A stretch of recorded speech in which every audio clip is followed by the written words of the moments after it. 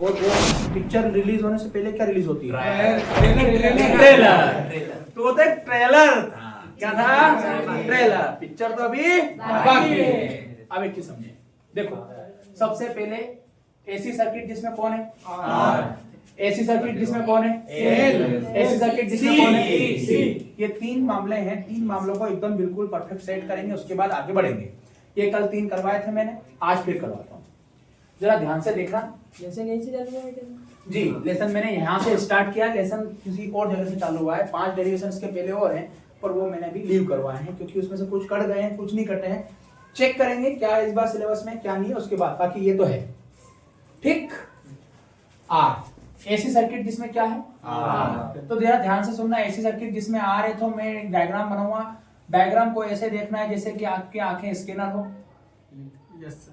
ये बन गया डायग्राम कंप्लीट। Yes sir. सबको याद हो गया? Yes sir. एसी सर्किट जिसमें क्या है? ए।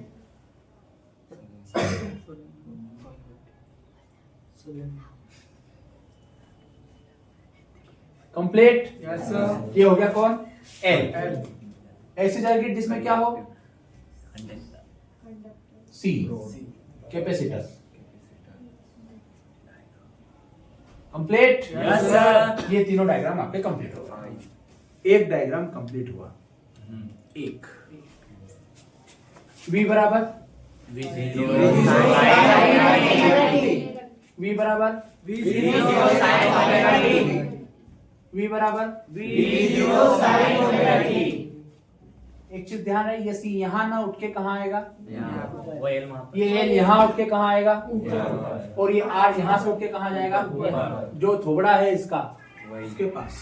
पहली बात समझ में आ गई? आगे चलेंगे। इसमें क्या फ्लो होगी? इसमें क्या फ्लो होगी? इसमें क्या फ्लो होगी? करंट तीनों में फ्लो होगा।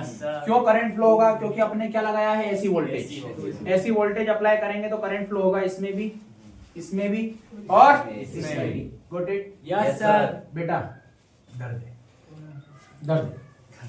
मेरे से ज्यादा इंपॉर्टेंट नहीं है नहीं? आगे बढ़ेंगे बेटा। इसमें कौन है? आर। तो ओम्स लॉ आता है। Yes sir. V equal to R. बात क्लियर है क्या? Yes sir. इसमें कौन है? एल। तो E is equal to L D I by dt according to Faraday law. बोलो। Yes sir. यहाँ पर कौन है? C is equal to Q by V। बोल। हाँ। Yes sir. ये तीन चीज है, तीनों चीजों के लिए अलग अलग फार्मूले हैं। सर यहाँ E की जगह V आएगा ना, मतलब आगे V और E दोनों इक्वल। यहाँ पर हम इक्विवेलेंट लेंगे किसको? E को किसके? V के। तो E हट जाएगा, V हट जाएगा। ओके डी है यहाँ तक की बात। अब आगे बढ़ेंगे। इसके बाद हमें करना है डेरिवेशन, पर डेरिवेशन को करने से पहले आप एक बात को समझेंगे। सर E की जगह V क्यों? E is a EMF और V is a potential difference. तो यहाँ पर हमारे पास जो इक्वेशन है वो V के फॉर्मेट में, काय के फॉर्मेट में? V के। तो हम कहाँ वैल्यू रखेंगे? V की जगह पर। इसलिए हमने E के इक्विवेलेंट लगभग बराबर V को लिया है। जब हमने लेसन 3 या 4 विद्युत वाहक बल और विभवांतर में अंतर कहाँ पढ़ा था? लेसन 4 में था। विद्युत वाहक बल और विभवांतर में अंतर पड़ा था। वहां पर हमने कहा था कि विद्युत वाहक बल विभवांतर के बराबर हो सकता है, पर विभवांतर विद्युत वाहक बल से बड़ा नहीं हो सकता। ये चीज अपन ने बोला लगभग बराबर, इक्विवेलेंट। E हमेशा बड़ा होता है किससे? V से। पर E लगभग बराबर हो सकता है किसके? V के। लेकिन V कभी भी E से बड़ा नहीं होगा। बाप कभी भी बेटे से बड़ा नहीं होगा। बराबर? चले, क्लियर है क्या यहाँ तक की बात? आगे बढ़ेंगे। Yes sir. इसमें मैं डेरिवेशन नहीं करा रहा हूँ, आज मैं नई चीज बता रहा हूँ। डेरिवेशन में कलर कर चुका, डेरिवेशन में वापस करूंगा, लेकिन मुझे कुछ और बताना है जिससे डेरिवेशन सही हो जाए। मुझे वो चीज बतानी है जो लोग आखिरी में बताते हैं, और मैं वो बताऊंगा पहले जो आखिरी में आगे। एक होता है बेटा फेजर आ रहा है, फेजर डायग्राम, और एक होता है फेज डायग्राम। कौन सा? Phase diagram. एक होता है फेजर डायग्राम, एक होता है फेज डायग्राम। सेम थिंग यहाँ पर भी आएगी, एक होगा फेज डायग्राम और एक होगा फेजर डायग्राम। यहाँ पर भी सेम थिंग आएगी, एक होगा फेज डायग्राम और एक होगा फेजर डायग्राम।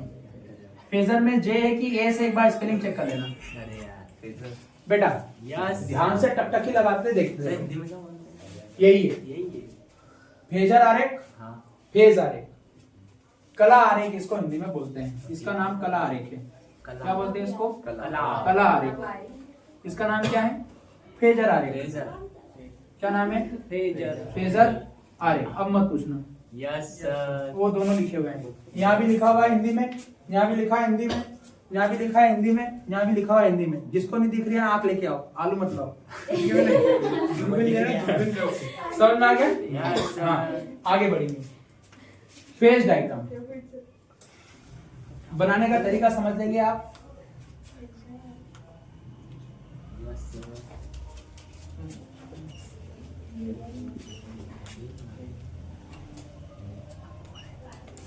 क्लियर है क्या?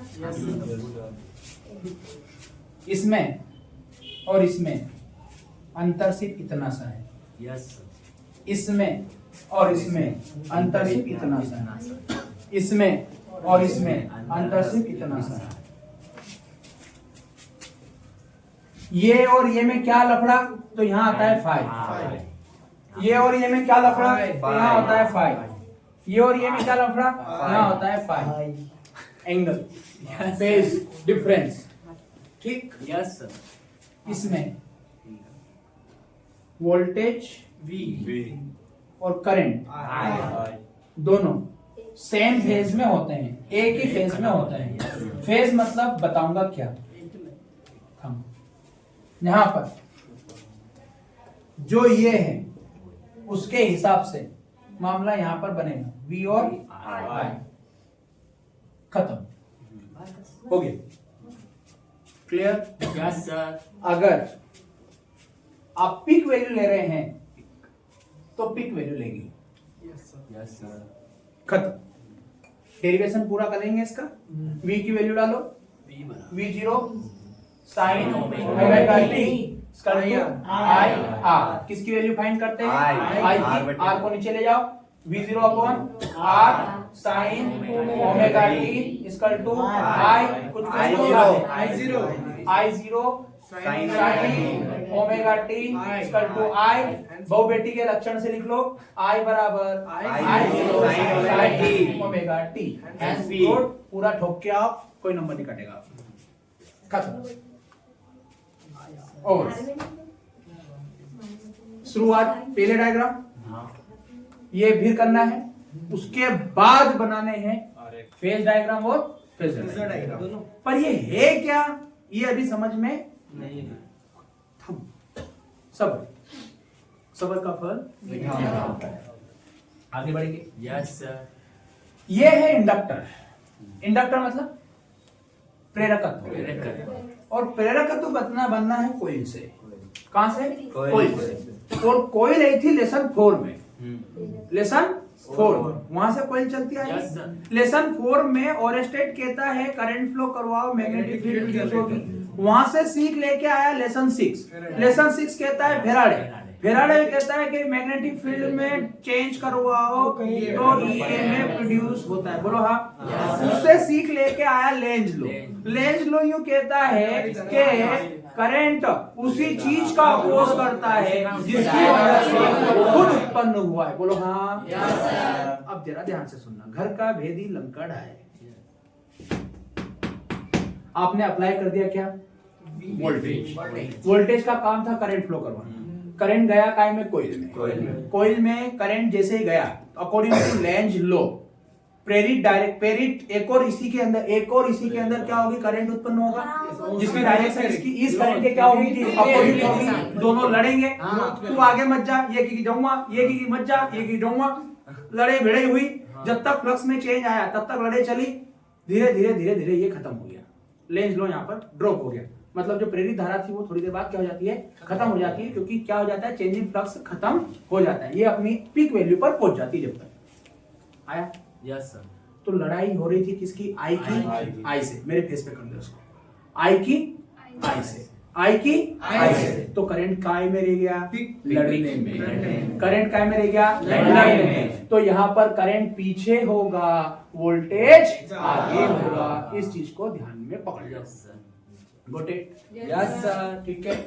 तो इसमें करंट क्या रहता है? पीछे रहता है। वोल्टेज क्या रहता है? आगे। आगे रहता है। करंट पीछे, वोल्टेज आगे, इसी को कहते हैं फेज डिफरेंस। इससे बनता है फेज डिफरेंस, और फेज डिफरेंस बनता है वोल्टेज और करंट का, और वोल्टेज और करंट के फेज डिफरेंस की वजह से बनता है कला आरेख और फेजर आरेख। बोलो हाँ। Yes sir. थोड़ा सा पकड़ना है। Yes sir. तो यहां पर फेज डिफरेंस कला आरेख में जो करंट और वोल्टेज के बीच में जो डिफरेंस होगा वही आपका कला आरेख कहलाएगा। वोल्टेज यहां है तो करंट यहां होगा। अगर आप ये डायग्राम बना रहे हैं तो आप गलत हैं। कारण क्योंकि करंट आगे है कि पीछे है? पीछे है। तो इस डायग्राम को उल्टा कर दो, करंट को नीचे उतार दो, वोल्टेज आगे हो गया, करंट पीछे हो गया। यस सर, बोलो यस सर, कोई दिक्कत? No sir. आप इसको सीधा करना चाहते हैं तो आप इसको सीधा कर सकते हैं, पलट दो तो V कहां चले जाएगा? ऊपर। I कहां जाएगा? नीचे। इन दोनों के बीच में कितने डिग्री का डिफरेंस है? 90 डिग्री का। इसको बोलते हैं फेज डिफरेंस, कला अंतर। कला अंतर, और इस कला अंतर की वजह से क्या बनता है? कला अंतर, फेज डिफरेंस, फेज डायग्राम बनता है। Got it? Yes sir. वहां नहीं था ना तो वोल्टेज और ना करंट, इन दोनों के बीच में फेज डिफरेंस नहीं था। इस वजह से V और I दोनों एक ही जगह आए हैं। बोलो हाँ। Yes sir. और एक जगह आने की वजह से वहां पे कोई लफड़ा नहीं। यहाँ पर घर का भेदी लंका आ गया, करंट पीछे हो गया, इसकी वजह से वोल्टेज आगे हो गया। तो वोल्टेज आगे हुआ तो दोनों के बीच में 90 डिग्री का डिफरेंस आ गया। यस। आगे बढ़ेंगे। इसके बारे में मैंने अभी बात यहाँ कर ली थी, यहाँ भी करेंगे। ये फाई है। Yes sir. ये आपका वोल्टेज हमेशा फाई के डिफरेंस पे आएगा। तो V यहाँ आ गया। तो बताओ I को किधर ले जाओ? 90 डिग्री का डिफरेंस देना है। 90 डिग्री का डिफरेंस देना है। I पीछे है तो इसका I कहाँ बनेगा? ये 90 डिग्री किससे बनाना है? इससे। इससे 90 डिग्री मेजर करना है। किससे? इससे। ये हो गया आपका फेजर डायग्राम, खत्म। रोटेट। यहाँ आएंगे, यहाँ आएंगे। ये कौन है? कैपेसिटर। सी। ये चार्जिंग कर रहा है, और कैपेसिटर का मामला ऐसा है कि गुब्बारे में हवा भरो, उड़ गया। क्या हुआ? उड़ गया। ये स्टोर करता है। क्या करता है? स्टोर। चार्ज को खींचता है, खींचता है, खींचता है, खींचता है, और जैसे ही फुल फाल हो जाए फिर एक साथ अप्लाई करता है। ये कैपेसिटर है। ये लगा है इस पंखे के अंदर। पंखा एक मशीन है, एक मैकेनिज्म है, और मशीन को शुरुआत में बहुत ज्यादा पावर की जरूरत होती है। काय के लिए? स्टार्ट करने के लिए। मैं बैठा हुआ हूं और मेरे को कोई कहते कि वो काम करके आ, मेरे को आलस आएगा, काम की यार, उठूंगा मैं, ओ बाप रे, आज उठ के आप चलने लग जाऊंगा तो आफत है क्या? तो शुरुआत में उठने में क्या लगती है? ताकत लगती है, क्योंकि आलस होता है। ऐसे मशीन में भी क्या होता है? आलस होता है। तो इसको पावर क्या होती है? ज्यादा चाहिए होती है, इसलिए क्या लगाया जाता है? कैपेसिटर लगाया जाता है। और कैपेसिटर क्या करता है? चार्ज को इकट्ठा, स्टोर करता है, खींचता है। पहले खींच लिया और फिर एकदम अप्लाई करता है, ले, फिर भागेगा पंखा। चलो समझ में आया? तो यहाँ पर चार्ज सपोर्ट करता है किसका? करंट का। और जब सपोर्ट मिल जाए किसी इंसान को तो वो फिर किसी के बाप से नहीं रुके। Yes sir. तो यहाँ सपोर्ट मिलता है कैपेसिटर का किसको? करंट को। तो कौन आगे? करंट आगे। कौन पीछे? वोल्टेज पीछे। तो करंट और वोल्टेज की लड़ाई में करंट आगे हो गया, वोल्टेज पीछे हो गया, तो कितने डिग्री का डिफरेंस आ गया? 90 डिग्री का गया। किसी को बोलते हैं phase difference, phase diagram. Phase difference की वजह से फेज डायग्राम बनता है, कला अंतर की वजह से कला आरेख बनता है। वोल्टेज अगर यहाँ है तो करंट यहाँ पहुंच जाएगा। दोनों के बीच में कितने डिग्री का? 90 डिग्री का डिफरेंस है। इसी को बोलते हैं फेज डायग्राम, कला आरेख। ये देखो ऑलरेडी 5 प्रेजेंट है, और 5 की लाइन के ऊपर आएगा V। तो बताओ करंट किधर जाएगा? इससे 90 डिग्री आगे, तो ये इधर जाएगा और ये यहाँ पर 90 डिग्री का एंगल बनेगा। यहाँ कौन आएगी? ये phasor diagram, phase diagram, phasor diagram, phase diagram, phasor diagram, phase diagram खत्म हो गए। आया? बैठ गया आप? Yes sir. चलेंगे। किसमें करंट आगे, किसमें वोल्टेज पीछे?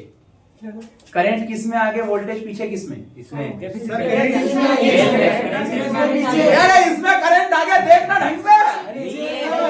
इसमें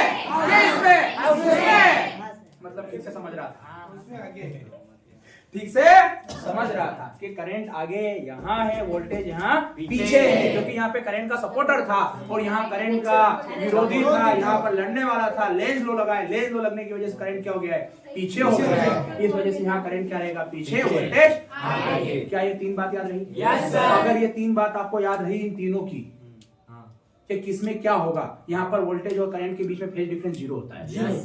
यहाँ पर 90 डिग्री का डिफरेंस होता है, यहाँ पर भी 90 डिग्री का डिफरेंस होता है। यहाँ पर करंट पीछे, वोल्टेज आगे, यहाँ पर करंट वोल्टेज पीछे होता है, यहाँ पर दोनों एक साथ होते हैं।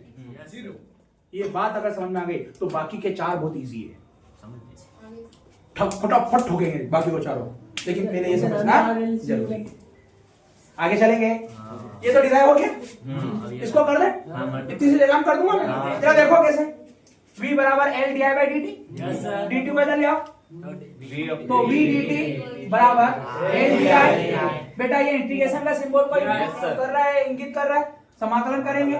v की वैल्यू डाल दो, v0 sin ओमेगा t बराबर L कांस्टेंट है, इंटीग्रेशन di बचेगा। और dt का क्या है, इंटीग्रेशन का क्या है, dt तो लगा दिया। v0 कांस्टेंट है, इंटीग्रेशन sin ओमेगा t और dt, L ऐसा का इंटीग्रेशन di का क्या आएगा, i। करंट मिल गया। sin ओमेगा t का इंटीग्रेशन समाकलन क्या होगा बताओ, माइनस का cos ओमेगा t बटे में कौन आएगा, ओमेगा। बोला यस सर। ये ओमेगा जो बटे में आया है इस थीटा की वजह से आया है, बराबर कितना बचा, L आया। मुझे किसकी जरूरत है, I की। L के I के साथ कोई नहीं होना, तो इसको कहां ले आओ, नीचे। ये कुछ होता है, ये I0 तो माइनस का I0 cos ओमेगा t इसका टू कितना, I। बोलो हाँ। करंट आ गया है परंतु साइन के फॉर्मेट में नहीं है, मुझे साइन के फॉर्मेट में चाहिए, तो sine 90 minus theta cos theta होता है, साइन 90 प्लस थीटा भी कोस थीटा होता है। बताओ, इस माइनस के साइन को भी मेरे को हटाना है, तो सर माइनस तो मैं इसको सीधा लिख लूं पहले, I बराबर I0। मैं देख लूं कौन पीछे कौन आगे। साइन सुन लो, कौन पीछे है, करंट पीछे है, करंट पीछे है, तो ओमेगा टी को मैं पाई बाई 2 से माइनस करूंगा, तो I0 sine pi by by 2 omega T में से माइनस होगा ना sir, omega T minus pi by 2, जिसमें ये साइन भी गया। ये इसका आंसर है। बुक में देखिए एक बार चेक कर, सही है सर। ठीक है। सुनो, थीटा में से यहाँ थीटा देखो ओमेगा टी है, यहाँ थीटा देखो ओमेगा टी है, इसमें कुछ भी माइनस नहीं हुआ, मतलब ये बराबर 6, इसमें से माइनस हो गया मतलब ये पीछे है। हाँ, कौन पीछे था, करंट पीछे था, ये बात यहाँ लिखी है, करंट पीछे है, वोल्टेज आगे है, हैंस प्रूव्ड। ये डेरिवेशन पूरी तरह से समाप्त होता है।